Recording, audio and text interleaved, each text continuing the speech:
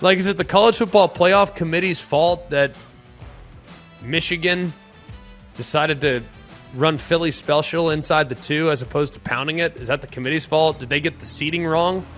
Always College Football with Greg McElroy is presented by AT&T 5G. Too much college football is never too much with AT&T 5G. Today is Thursday, January 12th, and we welcome you in to another edition of Always College Football. Thanks so much for being with us. Please like, rate, and subscribe. It helps us out. If you could send us a review in the podcast page, that would also be really helpful. We've kind of had a few, but we haven't had any in a while, so it'd be really helpful if you guys could potentially help us out with that as well. Only if you have nice things to say. Of course, we wouldn't want you leaving a review if it's terrible. But we would also, we're going to start posing some questions here in Always College Football, and we would love it if you could respond by way of social media at Always CFB. If you want to put them in the ESPN YouTube comments as well, we are happy to get to them however you may get it to us. So we're happy to do it. Looking forward to interacting with you further, because as the season kind of gets put down to bed, we're going to move into the off-season topics, and a lot of our off-season topics will be some form of interaction between the show and our wonderful listening audience. So we really appreciate you guys interacting with us, and we appreciate all the support. Seeing all the wonderful people in Los Angeles, seeing people as I go to, all the different places I do around Birmingham. People say, hey, man, we love the podcast, Always College Football, really enjoy it. Well, we really appreciate you guys. It means a lot. We've grown like crazy, and we wouldn't be where we're at if it weren't for you. We have a huge game plan in store for today, a lot to look forward to. A lot of people have been complaining about the format of the college football championship. Now, we're going to get into that a little bit because I'm tired of people just flat out whining. Like, I get it. I understand the championship game got sideways. It's not the first, and it won't be the last one to go that way as well. We're going to go through a couple games in other leagues that got sideways because everyone seems to think we have this broken model, but ultimately, is it really that broken? I'll give you reasons to believe it's not. And look, we're going to look into the 12-team playoff era just a little bit too. We're going to look at, hey, there's going to be a lot of games in which a really good team beats a really bad team or a really good team on a bad day. I mean, it just happens. So we're going to get to it regardless of how all these other people are writing about it and covering it. I, for one, don't think the sport is that broken, but I do think we need to bring at least a little levity to the conversation if possible. So without much further ado, we're going to get into that, and we're also going to talk to you a little bit about a couple of key returnees. There's a bunch of guys in the last couple of days that have decided to return to their school. Some have been covered, others have been looked over, some have been nitpicked, and people are still wondering why. I'll explain why these moves are likely to become the status quo for many when compared to years past here in just a little bit. But let's talk about it. It is presented by AT&T 5G.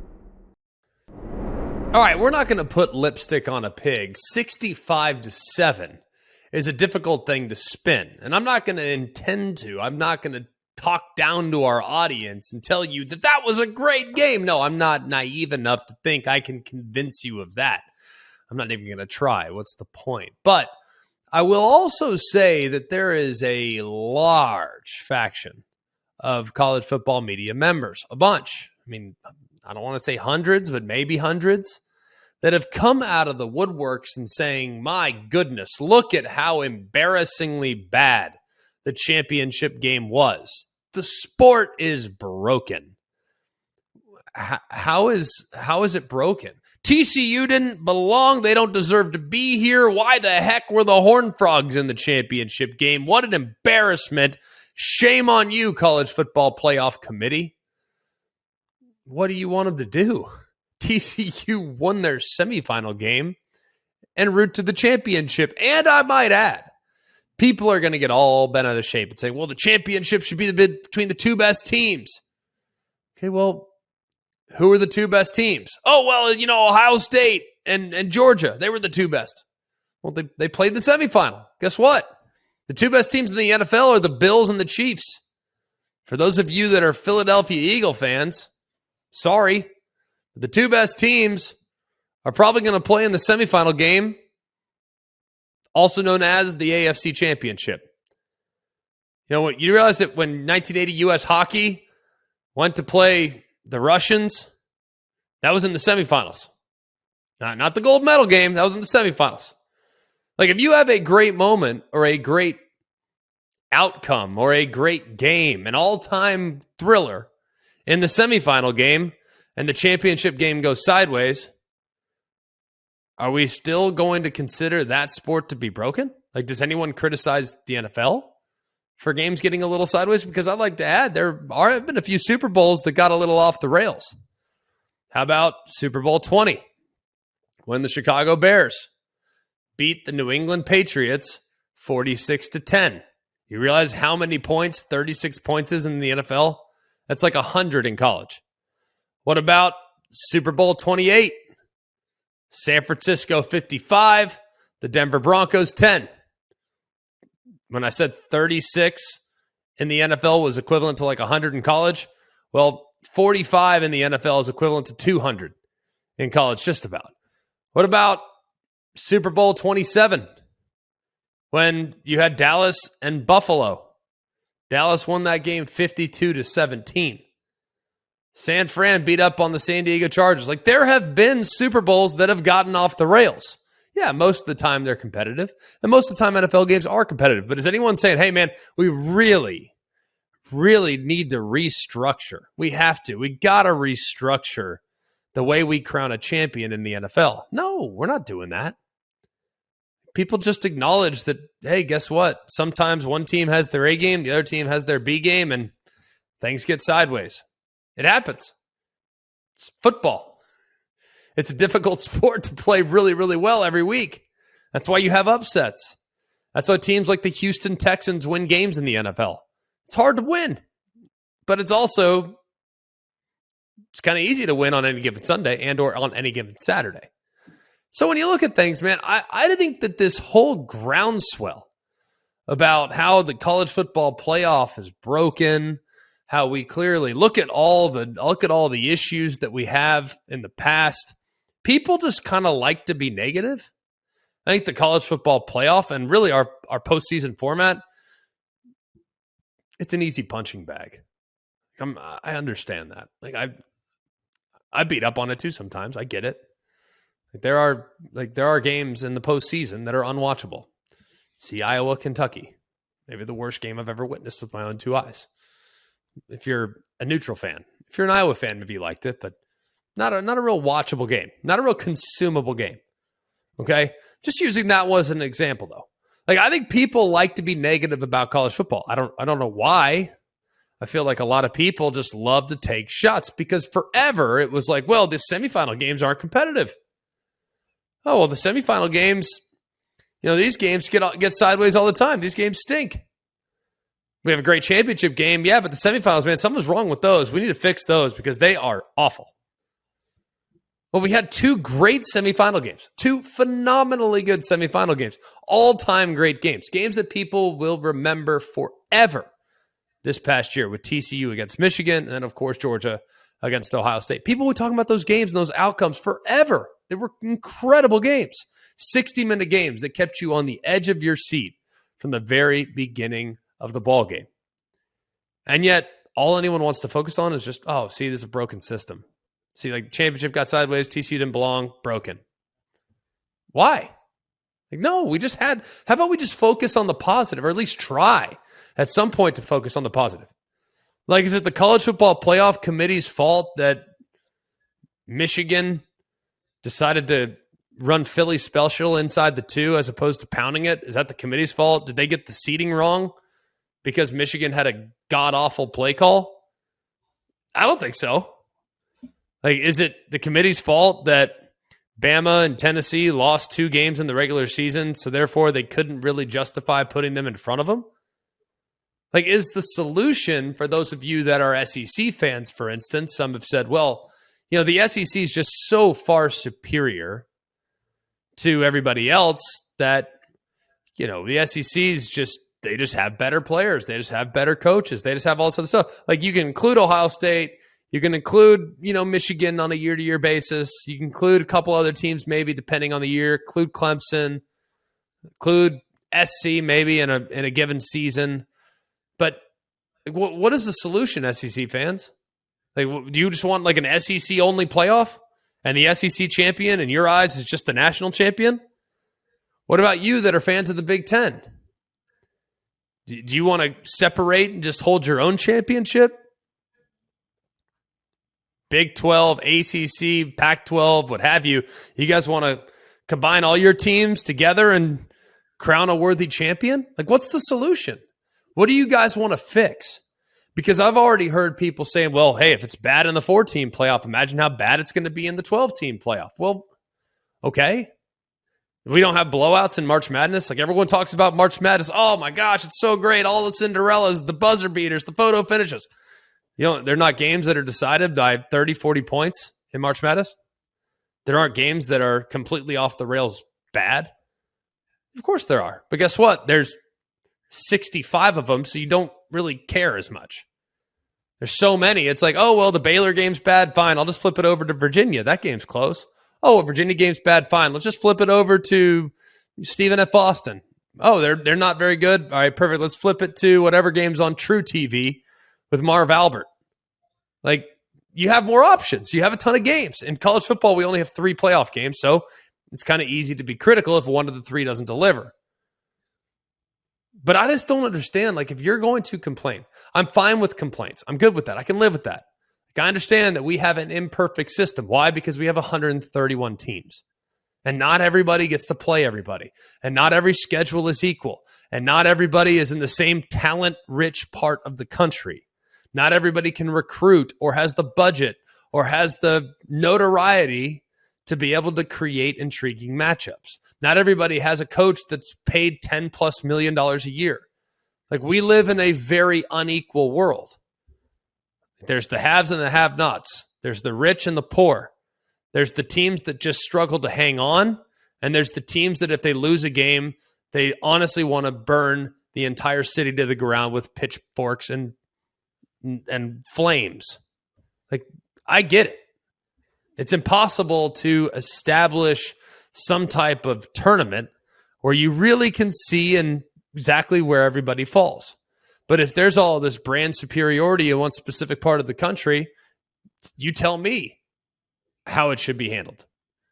Because I'd love to hear from you at always CFB. Because I happen to think our 14 playoff model is pretty good. I am welcoming, even though with subtle resistance, I'm welcoming in the 12-team playoff. I'm excited about that. I acknowledge, though, in the 12-team playoff, there are going to be games that get sideways. It happens. Like Bama, Kansas State, Big 12 champion against a team that didn't even make it to their own conference championship game. Bama on that day was considerably better than Kansas State. And guess what? If they played each other 100 times, Bama would probably win 85 of them. That's still leaves 15 times. Bama might win big 50 of them. But that still leaves another 50. We can't draw these massive conclusions about the so-called health of our sport based on one outcome. Because if we're basing it on one outcome, why don't we hold other sports accountable in similar ways? No one freaks out when the World Series is a sweep or someone wins it in 5. No one freaks out when LeBron puts together a super team and you know from the very beginning who's going to win the championship. Okay, in a rare occurrence, maybe you have an upset or 2 in the finals, but for the most part, you know who the 2 teams are going to be standing at the end in the NBA. You know who the teams are going to be standing in the end in the NFL. You say, no, the NFL has the best parity, most parity. Fine, perfect. You tell me who you like. You like Buffalo or you like Kansas City? Because I don't think there's as much parity as you think there is. Oh, well, the NCAA tournament, they got it perfect. What? Great. Then why did Villanova destroy Michigan back in 2018? Why did North Carolina destroy Michigan State back in 2009?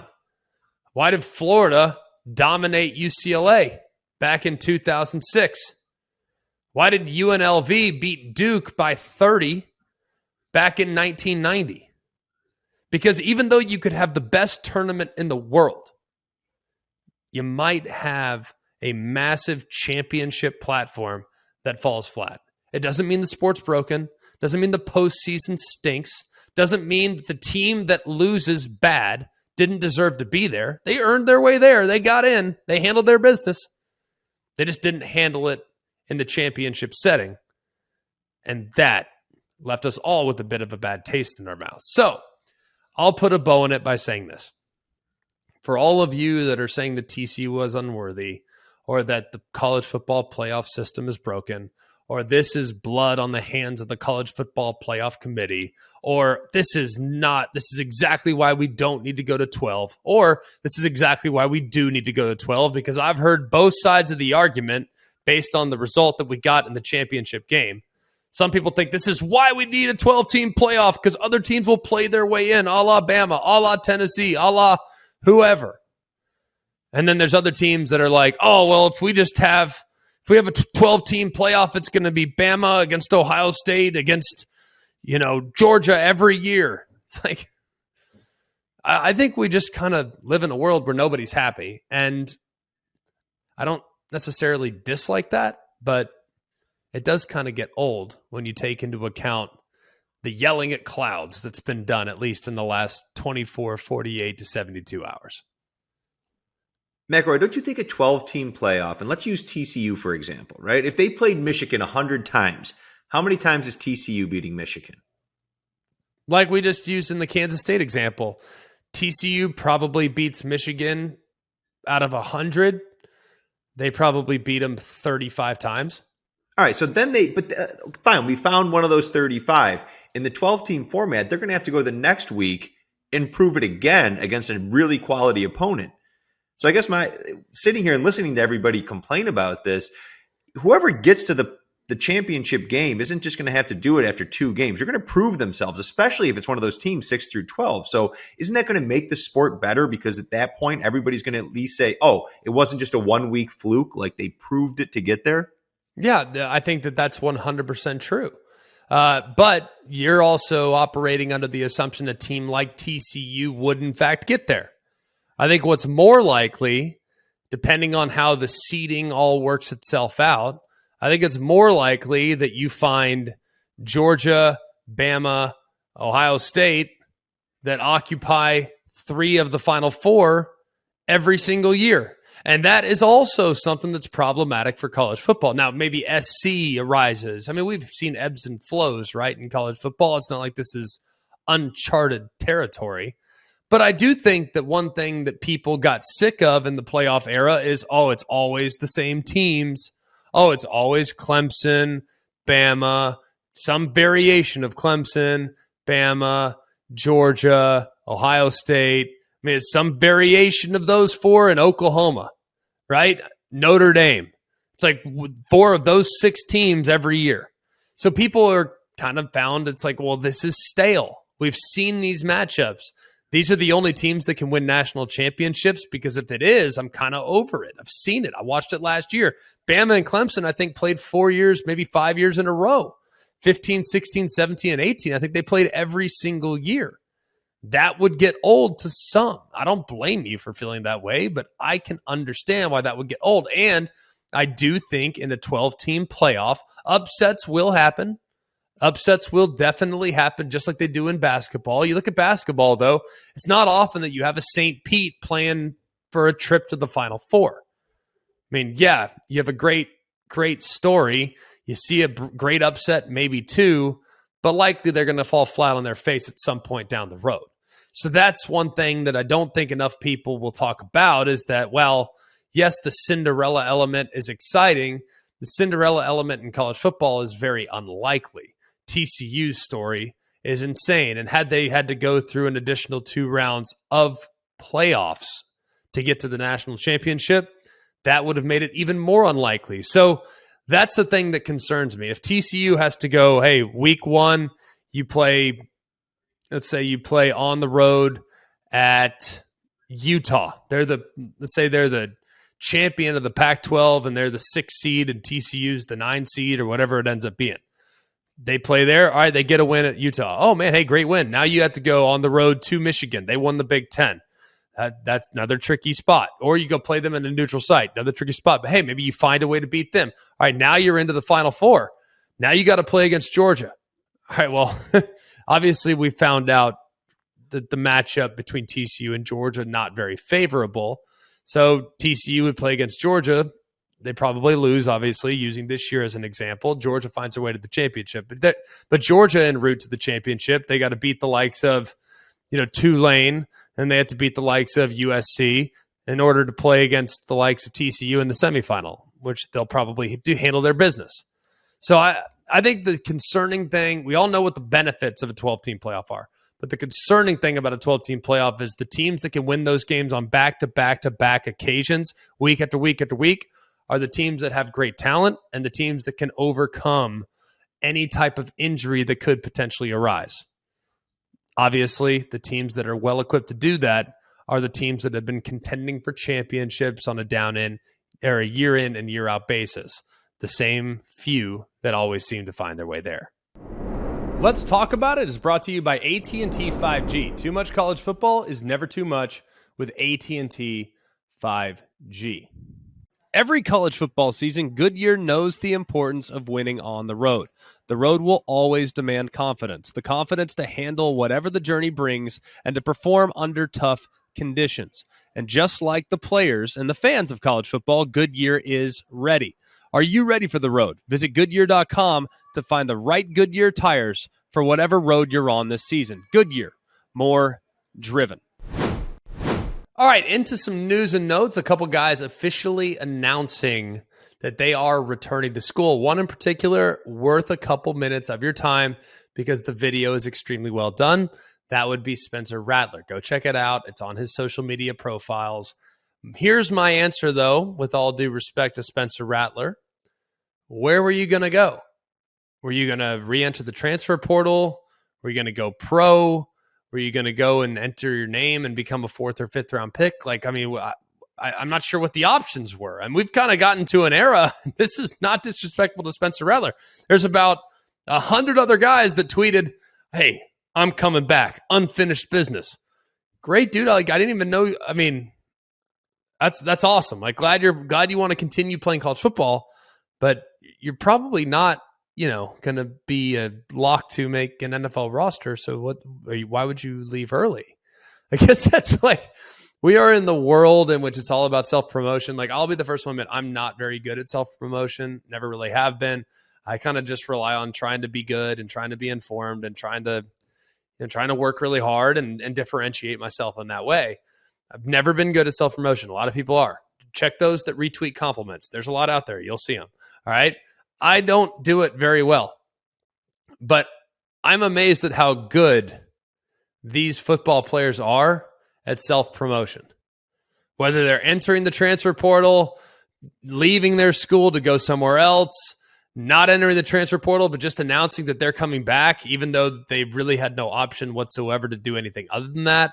I'm amazed by it. But there are a few on this list, though, that I thought might be feeling as though they would be a lock to be either a first-round pick, maybe a second or third-round pick, or they just want to get started with their NFL career, especially considering the position that they play. But Spencer Rattler coming back, it's big for the Gamecocks, and I'm not picking on him, by the way. He's one of about 30 different guys that are like, I'm back. It's good, probably a good decision. There's only so many guys that are going to play in the NFL, and there's only so many guys that will be drafted in the first 2 days, and I don't know at this point if you're one of them. So the good news is for Rattlers, I think his draft position can improve. He's got a lot of natural ability, and look at how he finished the season. The guy played great in the final couple games of the regular season, did a lot of really good things.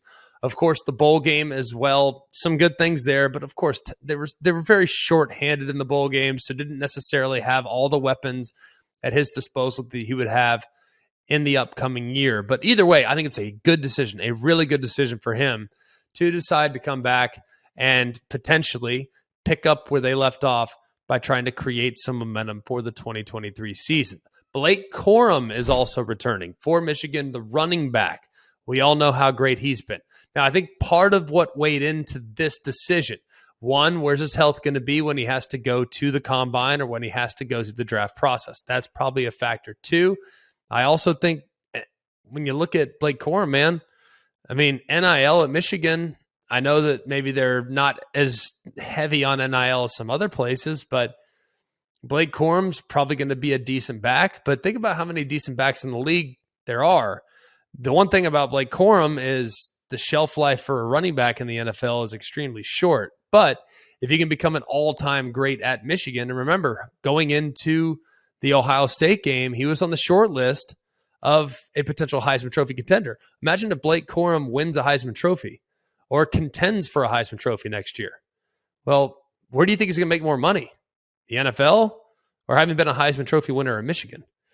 You want my answer? I think Heisman Trophy winner at Michigan.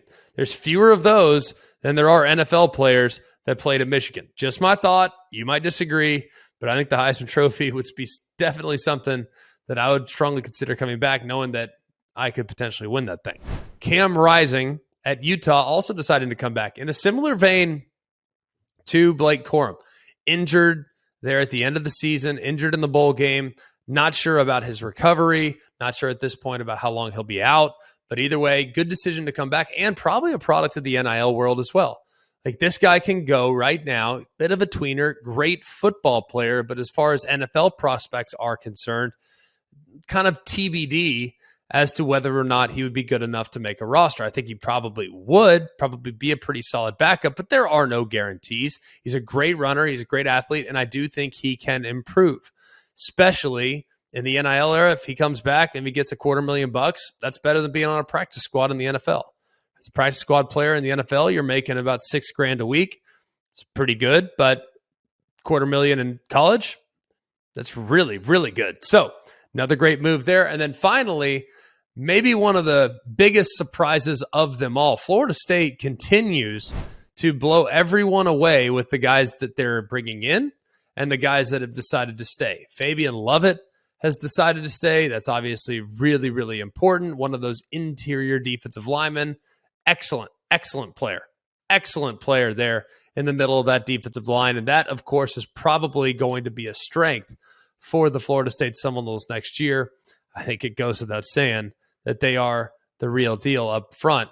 Another guy that has decided to stay there, Akeem Dent, but more importantly, Jared Verse. Jared Verse had legit potential. Now, he was first-year transfer from Albany, goes to Florida State, has a great year, was a little bit banged up at times, got hurt in that, I believe it was the Louisville game, got a little banged up, maybe not at 100% at times during the season, but man, he shows great burst and potential off the edge. He really is one of those guys. Like I've always thought, if you can improve your draft stock, come back.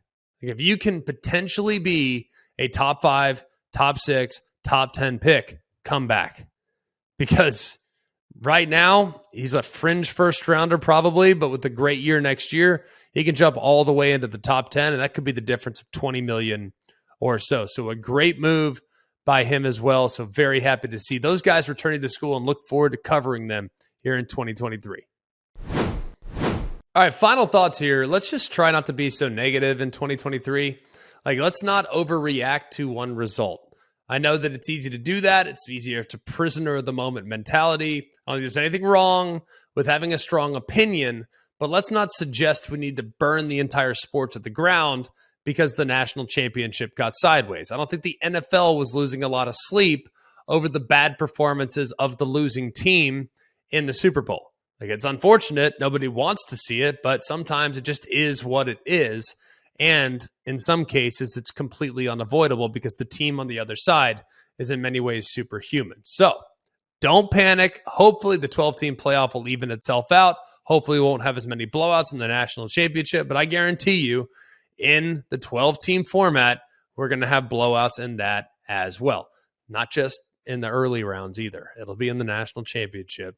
We've seen great, great, great teams get blown out. It happens. It's not ideal, but it definitely happens. Thanks so much for being with us. It's been a great show today. Been a great week. We're going to be with you again next week and tomorrow. Don't worry, we're not going anywhere. Even though it's the off season, we still have a lot that we need to unpack from the 2023 season. Or 2022 season with the 2023 championship. So we're going to do that tomorrow. And then next week, we're going to start moving into our off-season world. There's a lot of things that need to be addressed here in the off-season. We have a laundry list of questions from our mailbag that we're finally going to start getting to. And we really have a lot of different off-season big picture topics that we need to address as well. Plus, there's a ton of movement going on in the transfer portal. Need to revisit all that. So we have a ton to keep you updated on between now and August of next year when games get back underway. We got spring ball coming up in a couple weeks. We want to revisit recruiting. So we have lots that we need to get to. Continue to submit your mailbag questions at alwayscollegefootball@gmail.com. Or you can do it on our social media feeds at AlwaysCFB on Instagram and on Twitter. For all of us at Always College Football, Jack Foster and Mark Kubiak, I'm Greg McElroy. Always College Football with Greg McElroy has been presented by AT&T 5G. Too much college football is never too much with AT&T 5G. Hey guys, it's Greg McElroy. Thanks for watching Always College Football. Make sure you like, rate, and subscribe to ESPN's YouTube channel and wherever you listen to your podcasts.